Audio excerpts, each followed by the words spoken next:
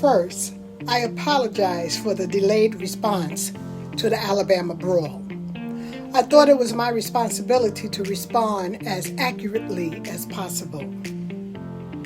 The Alabama Brawl, a multi-dimensional analysis. A fight between a group of white voters and one black co-captain at the Alabama dock escalated into a brawl that will never be forgotten. The black co-captain was dispatched from the 19th century Harriet II riverboat, which offers public and private cruises on the Alabama River, which was trying to dock where the smaller boat was docked. Before the fight began, the riverboat captain attempted to contact the platoon boat owner on the loudspeaker to move his boat. It's reported that people on the smaller boat responded with obscene gestures, curse words, and taunting, according to the boat captain.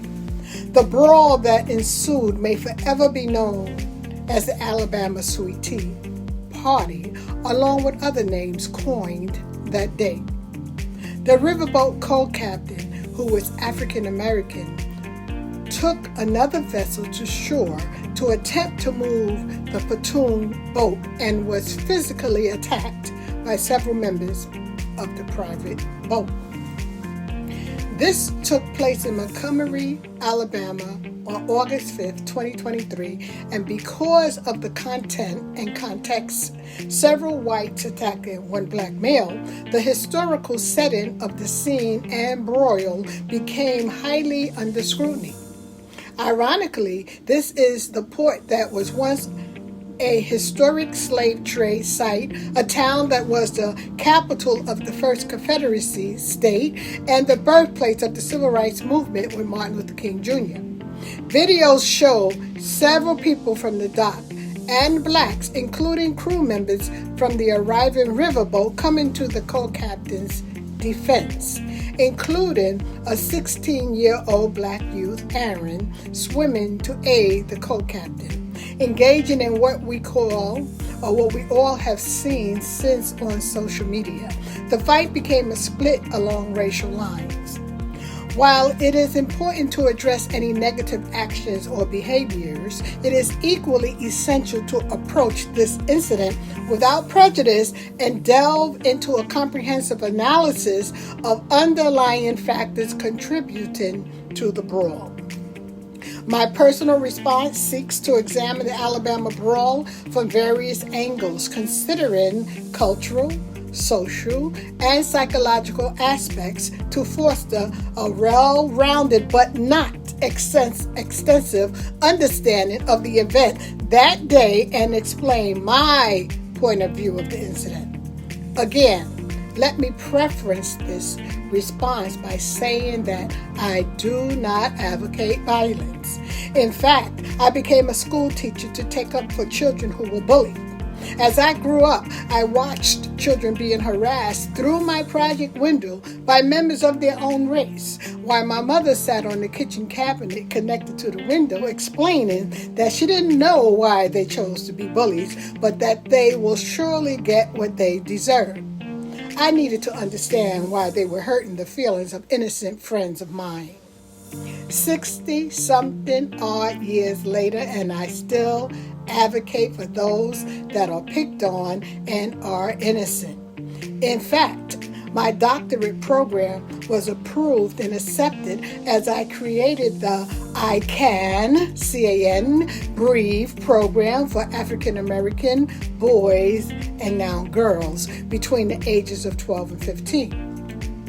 My research and firsthand experience confirm that African American teens suffer from undue anguish, that is, prejudice, unproportionate incarceration of many types, and disproportionate police brutalities and or poor family dynamics imposed upon them.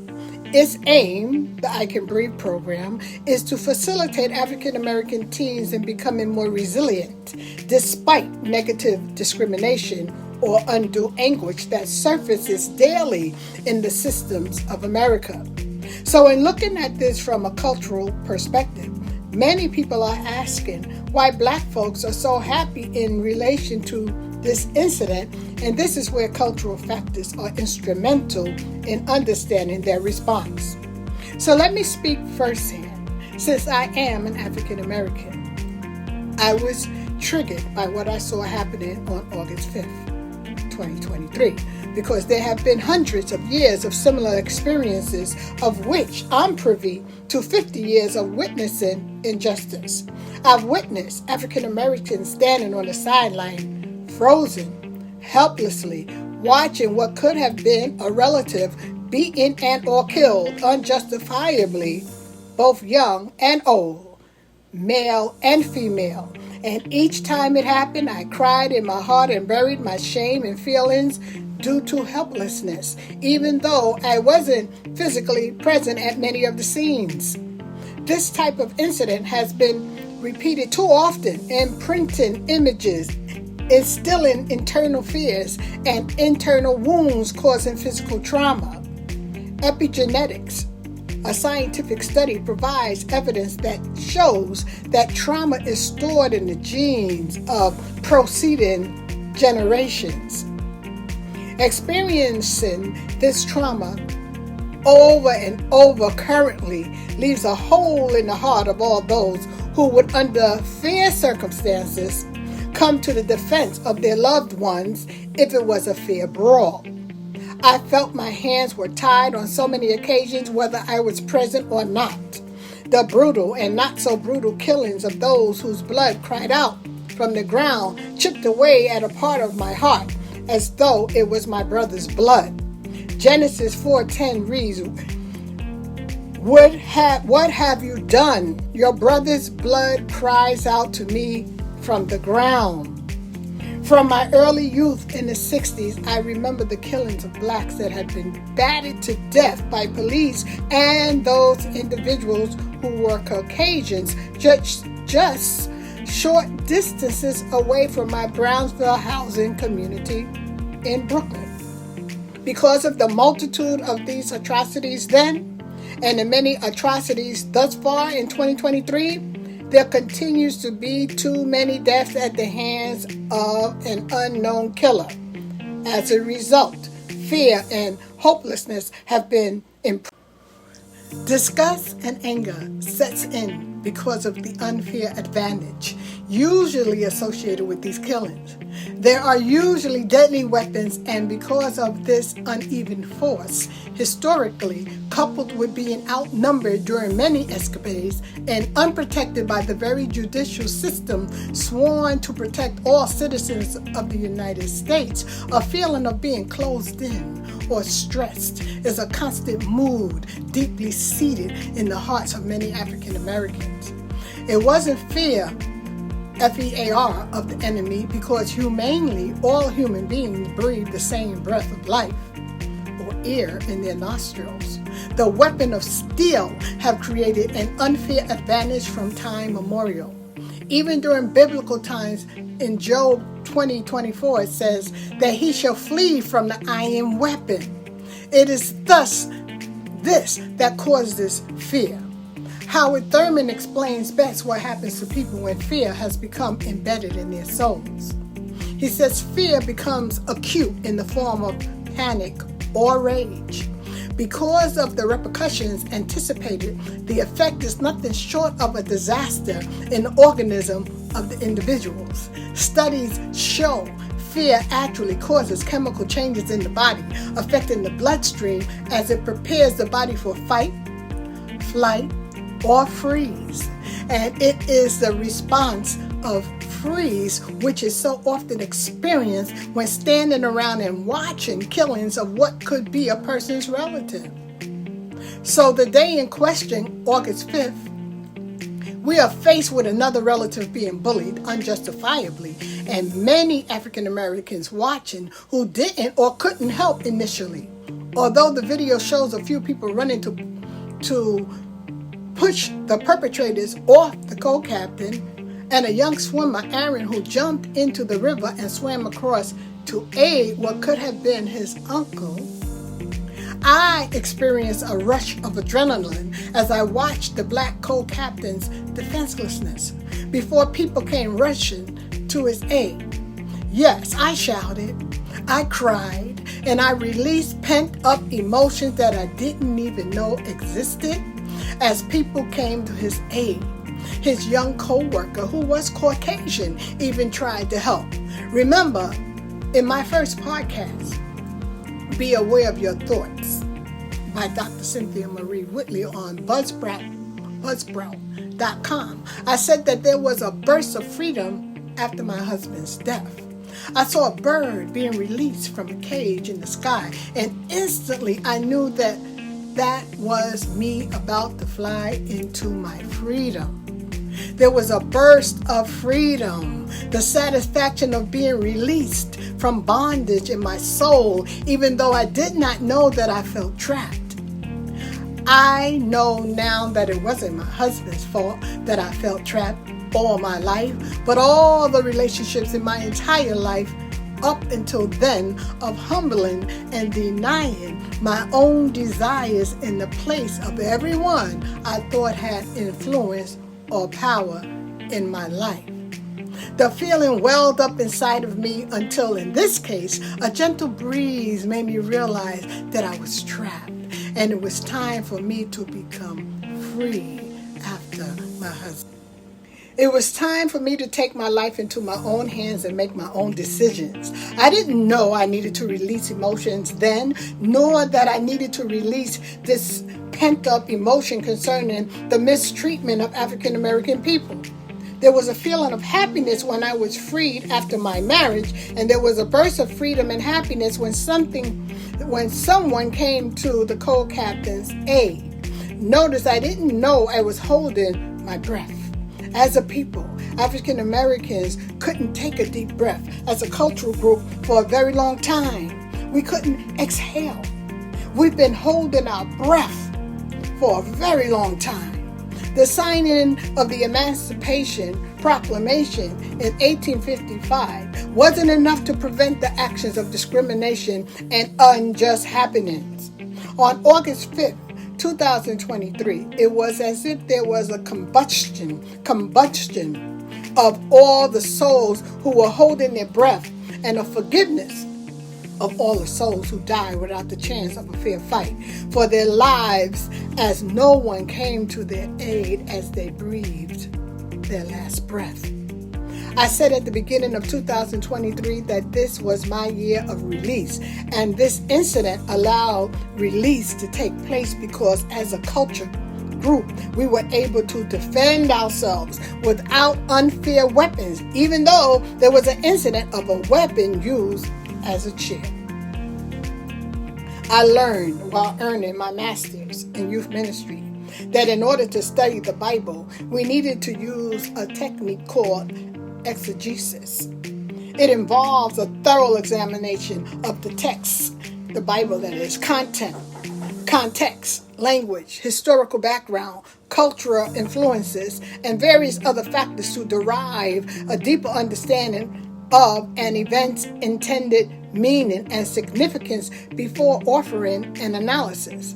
That meant we could not just look at one verse in question.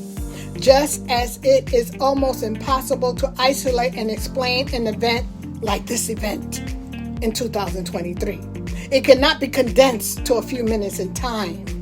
I learned that while responding to biblical content, we needed to read the entire chapter before the verse in question, the chapter containing the verse in question, and the chapter following the verse in question before offering an explanation or responding.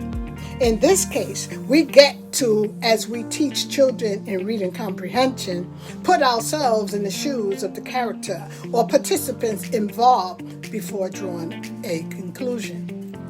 So in using this technique of study, I aim to imagine the participants' intent, both black and white, for those who participated and those who did not. For example, all those watching and witnessing and feeling emotional during the event, both black and white. Given the above explanation, we have no choice but to look at the social context and language that might have played a hand in every silent or pronounced response during this event. We don't know what words transpired between the co-captain and his attackers. So briefly, let's begin with the setting, which includes the historical background and various other factors. Alabama, like many other states, is composed of a diverse population with varying backgrounds, beliefs, and ideologies. And these cultural differences, historical legacies, economic disparities, and political divisions could have contributed to heightened tensions, increasing the likelihood of clashes. The Alabama Brawl might have been influenced by deep-seated cultural differences, where misunderstandings arising from distinct values and norms could escalate into conflicts, which is what we saw. Montgomery is often called the cradle of the Confederacy because in 1861 it briefly served as the impetus to the Confederacy, as it was the first capital of the Confederate States of America. Montgomery was also the birthplace of the Civil Rights Movement, fighting against injustices and demanding civil liberties. All of the above is mentioned because it cannot be ignored because of the obvious separation of those fighting. So let's look at the psychological underpinnings. Psychological aspects already touched on above can provide insights into the Alabama Brawl, focusing on the emotions, motivations, and cognitive processes that drove the individuals involved. Emotions like anger, fear, and frustration could have contributed to heightened tensions, potentially leading to physical altercations. Misrepresentation, sensationalism, and biased reporting, responding without knowing all the facts, can all impact the public's understanding of the event. Offering conflict resolution is possible.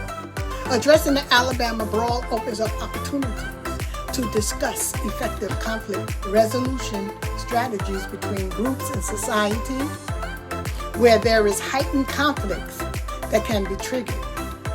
Instead of perpetuating prejudice, the focus can shift toward understanding the root causes of conflicts and finding workable solutions to prevent future incidents. Encouraging community dialogue, mediation, education, and fostering mutual understanding can all contribute to healing strategies to promote a more harmonious environment and offset future encounters of the same kind anywhere in the United States of America. In conclusion, or in the world, the Alabama Brawl, while unfortunate, offers a chance to explore the multifaceted factors that contribute to such incidents. By approaching this event without prejudice and delving into the social, cultural, and psychological dimensions, we gain a more comprehensive understanding of what transpired. It is imperative that we utilize this understanding to not only condemn negative behaviors, but also to address the underlying causes and work toward fostering a more tolerant, inclusive, and peaceful society. Peace and shalom. My name is Dr. Cynthia Marie Whitley.